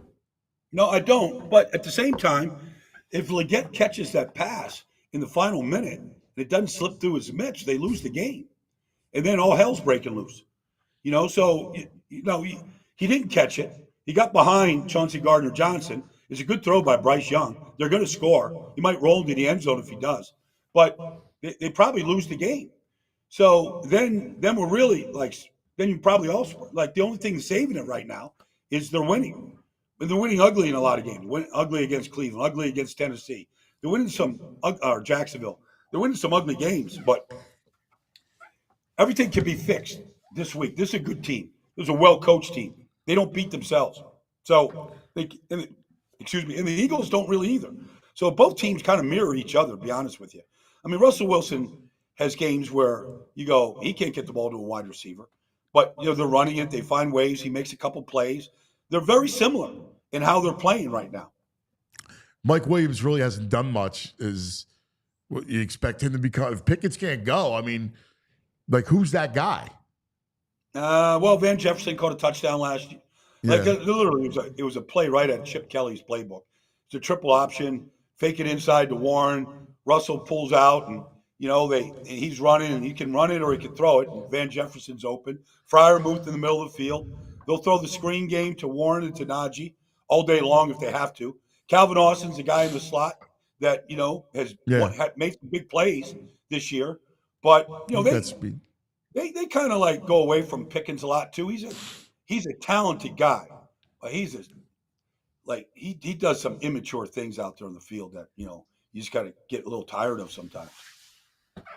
So, what do you when you go back to the Eagles and this whole idea of is Jalen? One of the things I see, and I think I'm curious if you agree with it. It looks like you mentioned earlier about the ball's got to be out, and from what I'm hearing, he's been late a lot, right? And that's been one of the things, and he doesn't want to risk and put the ball in peril. Is it one of the issues? Is that I think he could be looking at I'm not going to put the football in peril, and if that means I'm late, I missed it, then so be it. I'm not going to throw a pick. Do you see that? Because that's what I see. Yeah, I think you're right, Cuz. I think you're right. Without talking to Jalen about it, but I think he'd rather be safe than to risk throws. You're not going to win Super Bowls that way. Mahomes never plays that way. He doesn't care about interceptions. He's thrown his share of them. He made a play at the end of the game the other day to win the game. When you needed it the most, he found Kelsey to ice the game from the Chargers. But you're not gonna win a Super Bowl. Alex Smith played a lot of great football in Kansas City. They never didn't win playoff games with him. They played safe. Donovan didn't win a Super Bowl. I'm not comparing Jalen to Donovan, but that's how he played. He didn't want to turn the ball over. You got to, the thing that Nick Foles became the MVP, he made 10 throws in that game that were outrageous. We all remember, everyone. Yeah. Back in the end zone. Yeah. You know, the throws were like he outdueled Tom Brady in the biggest game. And he played fearless. Yeah. At some point, you got to cut it loose. BDN, man. I mean, look, you can talk about Nick Foles, but in that moment, in those games, he played the way you got to play to win big games. Fearless, yeah. No, listen, and maybe, come playoff time, that's what'll happen. I don't know. I mean, how do you look at the scope of the NFC now? The North is nasty, right? We talk a lot about the Lions. Minnesota continues to go to the last 2 weeks, and I was talking to the general manager. The general manager's from Cherry Hill, New Jersey. Here, yeah, he's sharp like this guy. But nobody's talking about the Vikings, and I said that to him. I go, nobody's talking about it. He goes, good. We don't want anybody talking about us. We want to let Detroit get all the press. Let the Packers and Jordan Love, let them get we don't want to be talked about. They got a big game with Detroit coming up. Sam Darnold just played a perfect game. Literally a perfect game on Sunday against Atlanta. And that team, they lead the league in interceptions. They lead the league in takeaways. Sam Darnold's playing lights out good. They've got 2 receivers that can beat you from anywhere on the field. And a tight end who's getting back healthy. They're good. The weakness is the offensive line's not great. They're good. They're not great.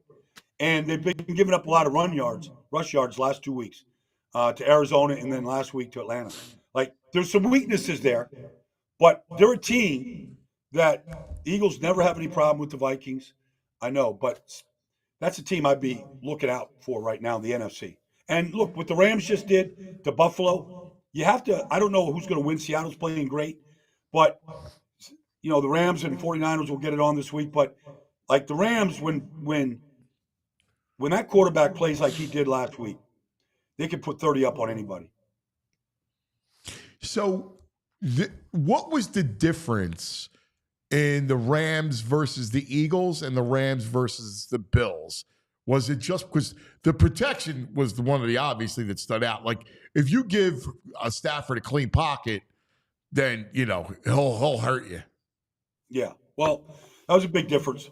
And then just the things, they're a concept team. They run concepts. Yeah. Different formations. Plays look different, but the concept. So they ran a ton of hit screens to Nakua. That's how they beat the Saints in the week before. That's how they beat Buffalo the other night. They got their concepts working, and then they ran the ball effectively. Not great, but they got 42 runs, in the game. They only had to throw it 30 times. So that's what they couldn't do against the Eagles. They couldn't. Kyron Williams did not have a good game and became a passing game. And then, they were able to, then Saquon just took the game over and put it out of reach where they couldn't really stay in their game plan. They were playing, they had Buffalo on their heels from the very beginning in that game. How do you see which team out west? I mean, obviously Seattle came in, goes Arizona, kind of eliminates them from that standpoint. And then, then you got the Rams that are lurking, and you still got San Fran. Yeah. Well, I guess you have, which quarterback would you like to have in big games? You like to have Stafford over everybody. Yeah. So sometimes lean on the quarterback and the coach. The coach is super smart. But this Mike McDonald's doing a great job in Seattle. They put Olu in at center. They changed out the right guard. They put a rookie linebacker in there, traded for Ernest Jones. Every move they've made from a personnel standpoint has worked. Jackson Smith and Jigba is just going off right now. He's the go-to guy. They played without Kenneth Walker last week. Zach Charbonnet has the game of his life.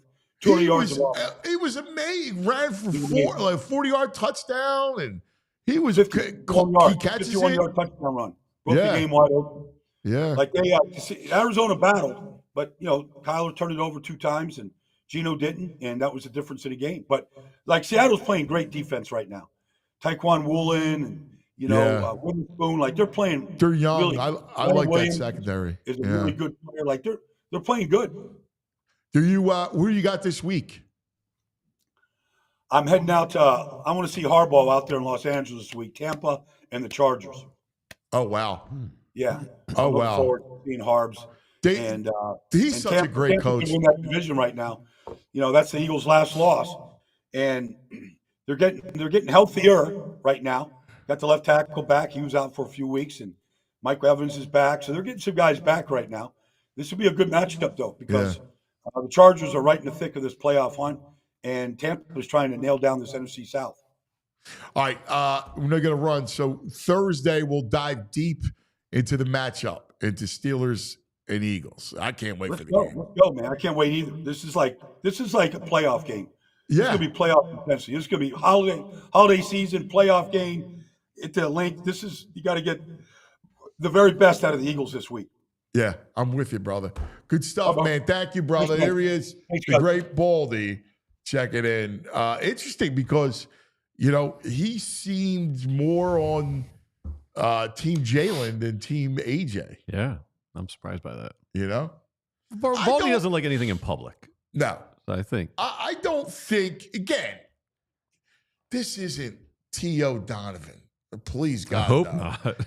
I don't believe it. I just don't believe it. Again, this is just from the outside looking in, having lived through that other one. I don't see that. I mean, I don't know Jalen that well. Like, I knew Donovan pretty well. Mm-hmm. I knew T.O. well. I think I get AJ. AJ's not a selfish diva. He's not. I don't get that vibe. I don't. I think from everyone I talk to, he's a great kid, like great dude. Mm-hmm. I mean, it is concerning about on that one touchdown where Baldy says as soon as he breaks, it's there, but it's got to be a quick read, and maybe those reads aren't happening. Dude, that's right. How many times have I been telling you that? Yeah, to me, I think it's pretty simple. I think he's slow. His recognition is slow. Mm-hmm. And listen, it's hard, man. It's got to be like boom, boom, boom. Like those reads got to be fast. Like if you're just a tick off, right? You're a tick off. Then you go, all right. Then in his mind is, I don't want to be. I'm a little late. I don't want to risk it. This feels like a confidence thing. It really does. Well, it feels he's like he afraid doesn't of want making a to mistake. Put the football in peril. Yeah. I really believe that. Correct. What was that? Correct. Oh, yeah. I like JP with the soundboard. I was like, where'd that come from? That's fantastic. All right. Let's talk about some of our friends. All right. Thanks to our friends. Let's go to Rothman. That's it. Let's talk about our friends. Is your joints aching, your hands cramping, your back out of whack? Rothman's got you. At Rothman Orthopedics, practicing specialized care has been their passion for over 50 years. Their mission is high quality, compassionate, affordable care rooted in research. Research helping to lead to new treatments and better outcomes. Each Rothman doc is laser focused on their specialty. That's right, hip, knee, spine, ankle, you name it. They have a team for each body part right here in our own backyard. All right? So here's the deal. You can get back and cross over that defense, drain your jumpers, run your routes, all right? And, of course, root for all of our teams like no other fans in the country. They're Rothman Orthopedics, and they specialize in you. That's it. For more than 50 years, Rothman's participated in thousands of groundbreaking research and clinical trials. The goal is advancing knowledge, developing treatments, improving outcomes for the benefit of their patients, right? To keep us in movement. Rothman Orthopedics, specialized in orthopedics and you. Visit rothmanortho.com/PHLY to learn more and to make it an appointment today. All right. Also, let's talk about Parks Casino. Street Road Band Sale. Yeah, buddy. Mm-hmm. Now, what's your favorite part of the Excite Center? Like, what acts? That's the whole coming thing? Up? Yeah. Well, I mean, I'm all about Alice in Chains. And they also there's one we haven't been hyping up that I'll hype up, man. It's the Great White Slaughter Show on February 14th, Valentine's Day. Take your loved one to see a little Great White, a little slaughter. Oh, really? Yeah. Now I have something I like. Give me the Shaggy, man. You like the Been Shaggy? a long time. Yeah. You're not? Yeah. Well, yeah. listen, I'm a the dance hall Excite guy. Center is like, look at that. It's perfect. Like, the Excite Center, they have comedians, magicians, Michael Carbonaro, the Carbonaro It's Effect. a tiny little intimate room, too. Yeah, It's great. 1,500 seats. It's fantastic. It's all a part of Parks Casino. Make it your destination over the holidays. It's so much fun. Again, You got the best comedy, musical, all the acts you got going American Idol. You saw Scotty McCreery on American Idol. There he is. I'm gonna be 5 more minutes. Like, you don't see that in a 1,500-seat arena. The intimacy is great. Venue. I mean, it's right off the street road, Ben Salem. All right, off of 95, the PA Turnpike, so close. And then you got the Parks Grill Steakhouse, the Bamboo Noodle House.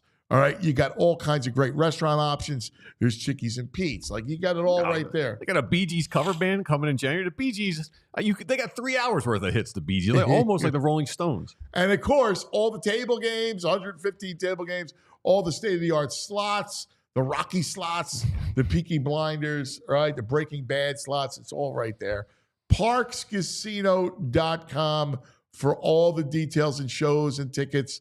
So check it out. You got to be 21. If you have a gambling problem, please call 1-800-GAMBLER. This portion of the program brought to you by TrueMark Financial Credit Union. TrueMark.com/PHLY to see the credit union difference. All right. The Phillies lost in all the Eagles drama. The Phillies made a move last night. They did make a move. And I'm really a little speculative. Well, listen. He's coming off of an injury. Mm-hmm. He's got tremendous arm talent. Yes. He got 2 years prior to last year for Toronto. He was an all-star. So you got arm talent. To talk further about it, we got our man live from the winter meetings. He is there. He's covering it, doing a great job. He's back in his haunt. This is where he's his happy place. This is where he thrives. He does. Yeah. All right. Baseball all day, the bar at night. He's loving life. The lobby. Yeah. Seeing all the people. They go, Jimmy stinks. Good morning, brother. What is this I hear about drama with the Eagles? Haven't they won like 10 in a row? So did you hear what happened? Not really. Oh, Jimmy. Be glad you're down there. This is He's great. lucky. So AJ Brown, after the game on Sunday, is asked what problem you think it is. He says the passing game's the problem. What do you mean? Hold, they've won 9 in a row. What do you mean? What's the problem? Well, it's about winning. Right. So they struggled against Carolina, right? And so they're a professional team. They have athletes that want to win too. Right. So AJ's frustrated. He says the passing game. All right. Then frustrated about what? They won 9 in a row. Are you about the team or not? Yeah, get Jimmy in the locker room. So last night, that's right. They're doing the Players Lounge. Brandon Graham at Chickies and Pete's on WIP, and BG says, "Well, 1 and 11," and starts to talk about that they have a beef, and so he starts going on about their beef. And the next thing you know, his phone's blowing up. He's got to do damage control and backtrack. And it's like T.O. Donovan all over again. Even though I don't believe it's to that lengths, I don't believe the two of them are way different than Donovan and T.O. But that's what it takes us back to. You know what? The word I would use is sad. Very sad. Because it is a team game. It's about putting a ring on your finger, raising a banner, and having a parade. And now we're going to let another diva receiver get his nose out of joint because he's not getting enough passes. You know what? You have a job to do on every play. Do your job, win the ball game, shake hands. What is this crap about being unhappy? Well, no, listen. I don't think it's a diva thing. Here. I know. I don't think it's a diva receiver thing. I really don't. I think it's more of a frustration thing because Hurts is slumping. He's not seeing the field well. Like there are issues within the passing game that Hurts needs to iron out. When a guy is slumping, that's when you support him. That's when you get him in the corner, in the back room, in the weight room, and you love him up and you build his confidence. You don't tear him down. This is. I don't think he meant to do that, but because AJ's not that type of dude. He's not T.O. He's not a diva. Anyway, this team has a chance to do something really cool and really special, and it would be very sad if internal frustration. I don't think it will derail them. I don't. There's been, VG disagrees, and so does Mike Seilski. But I don't think this derails them. I just think, look, at some point you're going to have to rely on the passing game. So at some point, Hurts has to play better, has to see the field, make quicker decisions with the football, and execute it better. You want to win, you got to play good, but you also got to keep the whatever it is down to you got to keep it behind closed doors, and you got to strive to help guys I improve. think BG he got a little. He was looking a little too forthright. Well, he is drama, auditioning for his next career. It's Philadelphia. We live in the middle of drama. Yeah, I guess. I really like watching the Eagles in the playoffs. I like lighting my wood stove and making a big bowl of chili. So I'm hoping they have a nice deep run and they can get over this little speed bump. So you have a wood stove. That's awesome. Oh, yeah. Oh, yeah. Nothing like it. He makes his chili. He's all cozy. People in the chat room think he had a little Tabasco this morning. He's a little fired up. I love it. I love it. All right, let's talk a little ball, though. All right, because I'm sorry, I go off on a lot of tangents, but we love it. We love the tangent. No, listen, that's. I guess I got fired up listening to Greg talk about music. He was talking. I heard he likes the Little River Band. Hey, that's not good. That's a line too far to cross, Jimmy. Stop it. Bee Gees all day. So let's get into it. What do you think about Romano? What do you think about the? Is he your answer? What are you hearing about his arm? Because he has arm talent. Yeah, time will tell if he's the answer. I heard Greg use the word speculative. I think it's a good word. I think you're speculating that he's going to be. Every time you use that word, it reminds me of Ryan Howard once. Ryan Howard said once, I was talking to him once, and somebody had speculated something about him, and he goes, "Who are these speculating speculators?" I don't know why that popped into my head, but he was a really good one from 21 to 23 in Toronto, and then now he's coming off arm surgery, elbow surgery. It's not the dreaded one. It was an impingement. He's back throwing. So there's potentially a whole lot of upside there. But anybody coming off an injury, there's risk. He's going to be 32 in February. But he's back. He's throwing, on the side and hitting mid-90s. I think it's a good shot to take at $8.5 million. And the big thing is a 1-year deal. I think that's good for the team. It's also good for the player. I mean, the player, he wanted a 1-year deal. He didn't want a multi-year deal. He wanted a 1-year deal. So that tells me he is confident that he can bounce back and be a real difference maker because he wants to go back on the market next year and make a lot of money.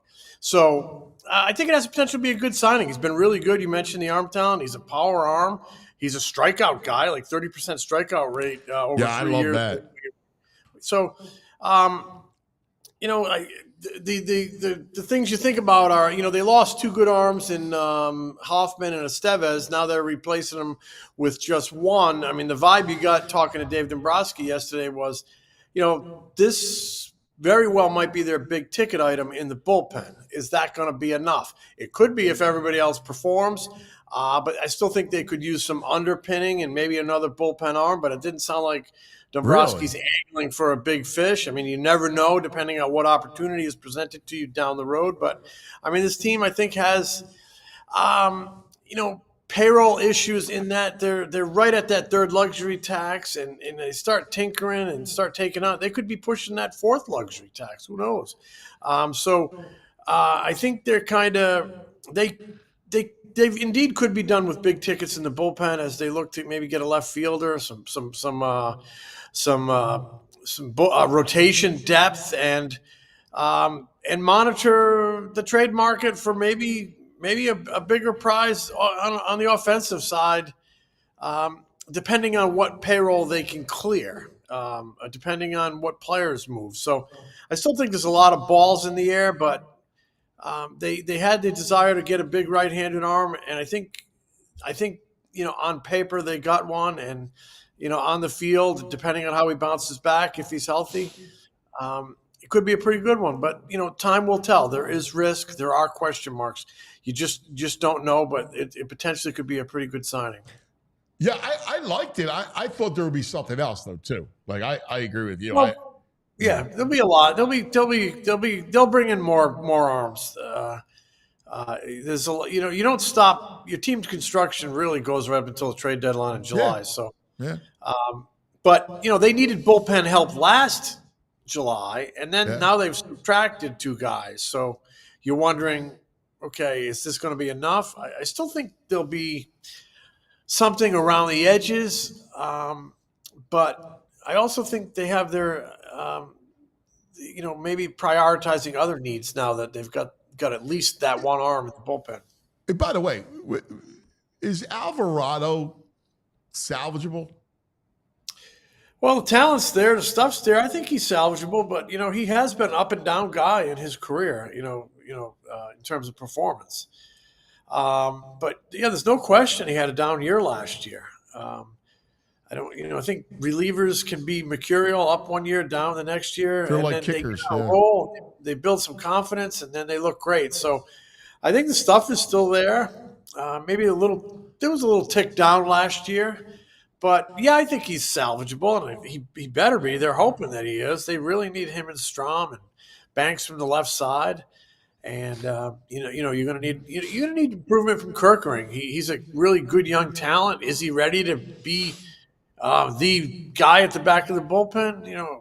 We all think he can be someday. I don't know if he's there yet, but I'll tell you what, they need him to be a real big dude down there this year. I agree. He needs to play a bigger role. I don't think he's the guy yet, but I do think they need him to play a much bigger role. I mean, but I'll take a money guy in the 7th and 8th. I mean, we have so much focus on the closer. Those outs in the 7th and 8th are really big too. So, I think Kirkland has the ability, a little bit of experience under his belt now. I think he has I think 2 guys on that team really have the ability to really improve next year, and as they've built experience and they have a lot of talent.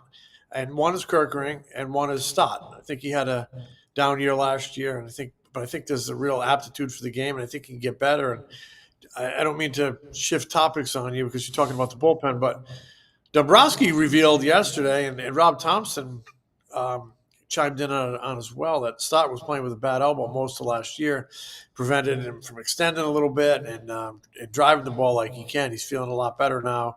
So maybe that can help him improve. But I think they're him and Kerkering, 2 good young talents, still with a lot of upside that would really benefit the team if they're ready to take that next step forward. How much do you think they were banged up toward the end? Like, I know JT was really banged up. He had a core issue. Like, the guys are always banged up toward the end.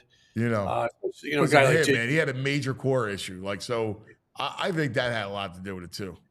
Yeah, he was banged up. Harper's banged up. Everybody's banged up down the stretch. But I think you can say that about all teams. Yeah, all teams. It's a grind. 162 is a grind. I know, dude. So what are you making of? What are you hearing? What's the latest vibe down there? Well, the big fish tumbled in Soto, and that really did have an effect on the market. People were just kind of in a wait and see mode until he moved and landed somewhere. And I just think it's going to keep moving and keep unfolding. But as far as the local 9, they need. Dombrowski says he's comfortable with the offense. He likes the offense. He urges people not to forget they were a top 5 offense last year. But nonetheless, they're looking for more out there, especially in the outfield. And I do think they would be very open to changing the mix of the team a little bit with a move. We all know Bohm could be had, but they're not going to give him away. Castellanos could be had. I don't think there's a ton of interest. So they continue to kind of be interested bystanders on some of the big things, like, Garrett Crochet. I don't know that would happen. But they were very interested and made a significant offer in July. So I think he always, just because of that history, that always remains something that you kind of keep, in your peripheral vision with other things. So I just think it's going to get busier and busier and busier. But just because the meetings end tomorrow doesn't mean that, the wheeling and dealing ends. It just means everybody does it from home. Yeah. I'm just curious, the order, because Dombrowski's talked about that, about switching things up, and maybe it's Turner leading off. Like, is that something that you think will happen? Well, the fact that they've talked about it publicly, and the fact that Rob Thompson, who was really a staunch supporter of Schwarber, of the idea of Schwarber in the leadoff hole, because he would always point at the results, and it's indisputable. They won a lot of ball games with Schwarber as the leadoff guy. He gives you that boom in the first inning sometimes. I think he hit 13 leadoff or 16 leadoff home runs this year, and they won 13 of those games, something like that. So, but they win a lot. It's like I was talking about with the Eagles, about the win, and they win a lot of ball games with Schwarber there. But he did admit that they may look to change things up, because if you can get Schwarber into the middle, maybe he offers more protection to guys in the middle. And so he is open. The fact that he's talked about it shows that he's legitimately open-minded to changing the look a little bit in the lineup and not using Schwarber there. But, I mean, maybe he ends up using Schwarber there. But I think they could, in spring training, look at Stott there, Turner there, Stott there. He's always talked about Stott being a potential leadoff man at some point. So I do. I mean, Bryce Harper honestly would, it would be out of the box, but not completely out of the box in this day and age. I mean, look at the Dodgers with Ohtani, but he'd be a interesting change of pace in the leadoff hole. I always thought it was a good idea. Yeah, I mean, I think there's ideas, and I think they're going to consider them. And I'll know a little bit more today. Thompson is actually going to be available at I think it's 12:30 out here, 1:30 your time. So, and I'm sure that's going to come up, the lineup, because it came up in their breakup news conference in October. But they're open-minded to moving things around and changing things up, and I think that's a good idea. It's always good to try different things. But in the end, they've won a heck of a lot of ball games and been to 3 postseasons with Schwarber as the leadoff man. So I'm not ready to throw that away either. Hey Jimmy, you hearing? Are they going to be involved with the Roki Sasaki bidding at all? They may be involved in the bidding. They may not be. There's certainly a guy. They're interested in anybody that would upgrade their team. So Dombrowski talked about Soto yesterday, and he said, we sensed what was happening. We sensed where it was going. It's going to be mid 700s. They can't do that where they are with their payroll. So that tells me, you're always kind of reading what else is out there, reading the market. In this case with Sasaki, I think teams are reading the market that he wants to be on the West Coast and probably San Diego. So I don't know how realistic it is. I'm sure they'll do their due diligence. I just don't think it's realistic. It sounds like he wants to be in San Diego. We'll see. They're like all in. Their GM is taking Japanese classes. They got you Darvish. Hideo Nomo's working there. Padres seem like Darvish. I think Darvish was like his boyhood idol or something. Yeah, he was. Yeah, he was his idol. And I just feel like it's headed There's such in that an advantage. The West Coast teams, just because of the proximity, and they have such an advantage when it comes to the Japanese players. Yeah, but they got crappy pizza. True. What have you been? True. What have you been grubbing on and drinking on down there the last couple of days, Jimmy? Got some In-N-Out burger last night. Oh man, Man, I like he that. He loves that. Oh, the In-N-Out burger is the best. It really is. Yeah, they've been in Texas for about 10 years, and I sniffed one of those out and ended up there. Hey, let me ask you a question, because it was the topic at dinner last night. Fiscally, can the game afford these contracts? Like we understand, the economics of, what's happening in sports and the explosion.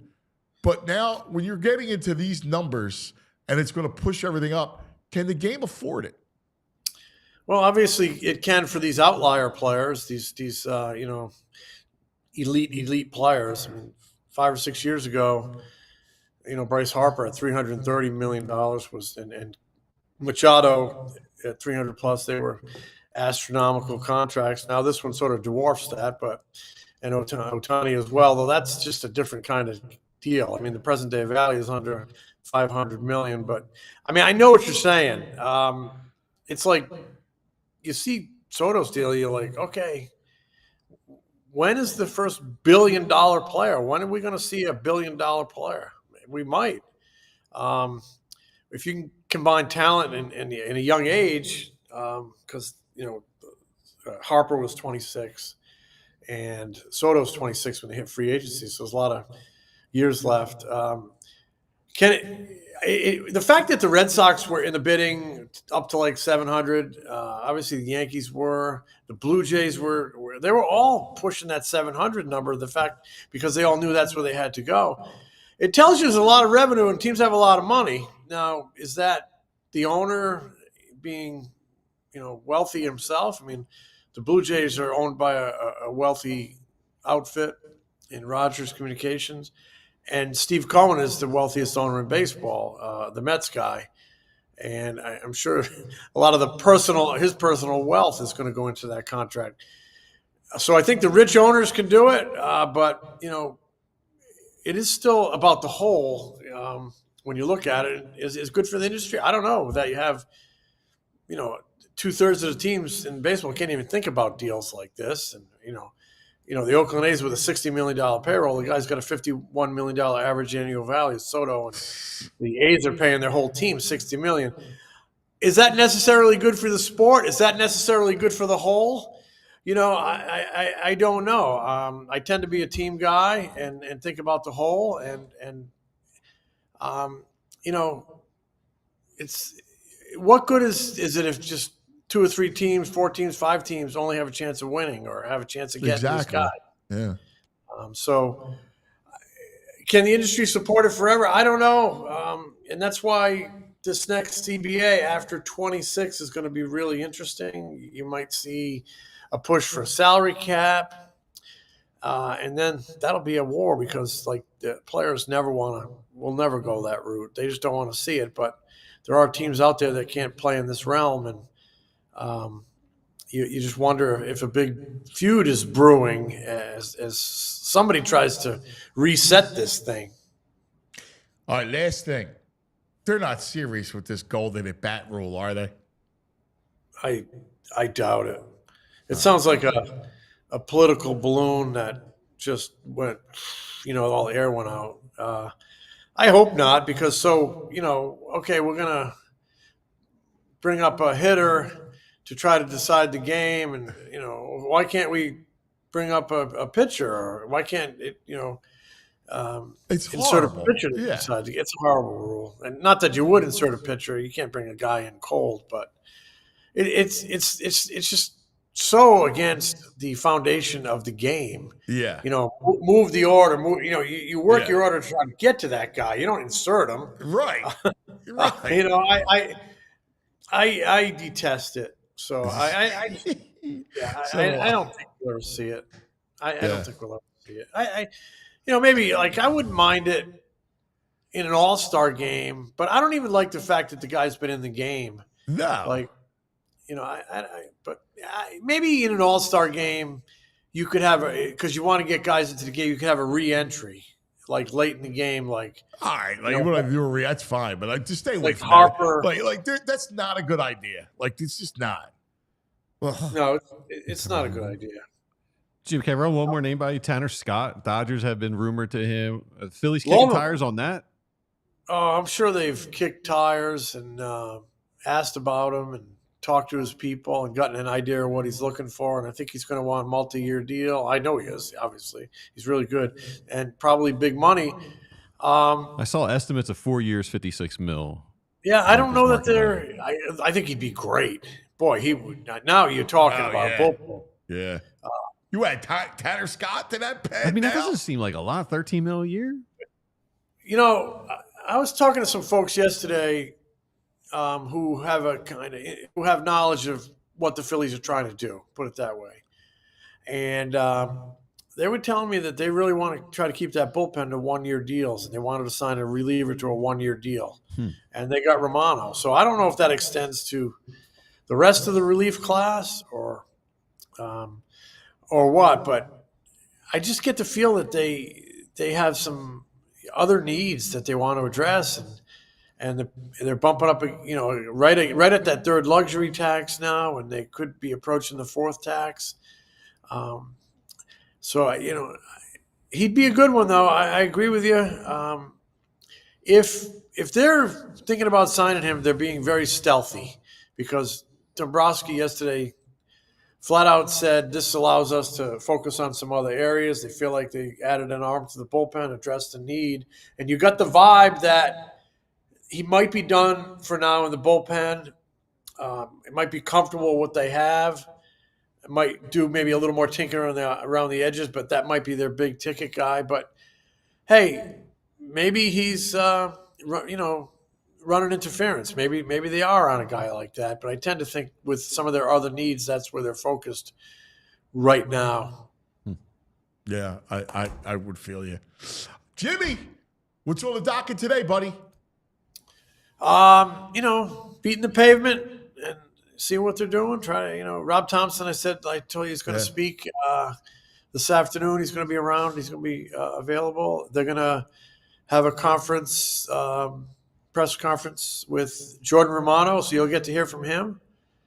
And we'll see. You never know. I like it. All right. Well, let's. I'm looking forward to it. Always, your coverage is the best, so we appreciate it, brother. Enjoy the day. We'll talk to you in the morning. Okay, guys. See you. Thanks, pal. Jimmy Stakes, the great Jim Salisbury. We love him. Time now for our Rite Aid back in the day moment. We're going back. We're going back. Please tell me you guys aren't going back. We're going back. Donovan and Gio. Back in the day with Rite Aid. Yeah.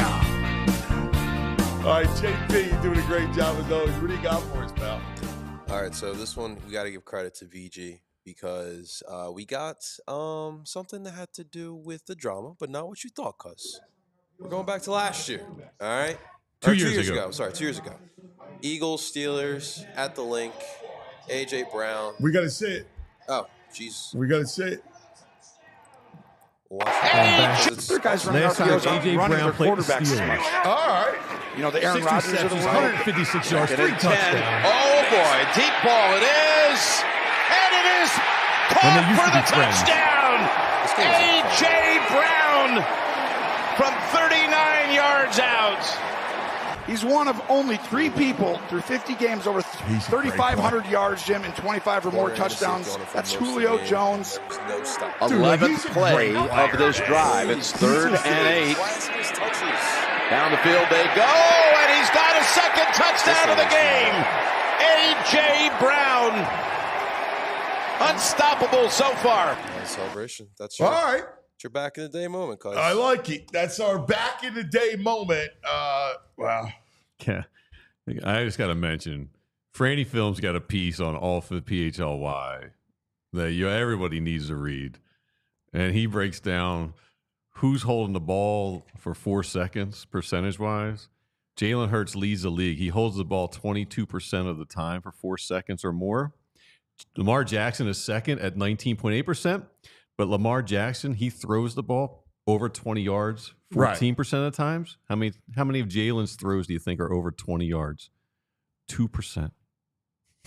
Wow. So he's holding the ball the most and throwing it the shortest by far. It makes sense. Lamar does that because he's looking down the field. Josh Allen holds it 17% of the time. His average, he throws over 20 yards 15% of the time. 2.2%.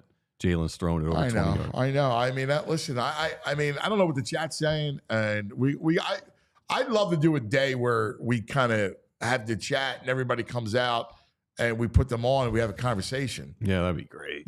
Just talk through it. I think there's some real issues about he's got to get out of this funk that he's in the pass game. Yeah, and I think it's legitimate. I don't think it's going to derail them. Hope so. Hope not. I agree. I want to go to New Orleans. I know. Well, I don't know about that. I just don't think it's going to derail them and suddenly it's a mess. But who knows what Philadelphia brings. The drama never stops. Thanks for hanging with us during it. All right, we love you guys. Have a great day, and we'll see you in the morning. We all silly like the mayor.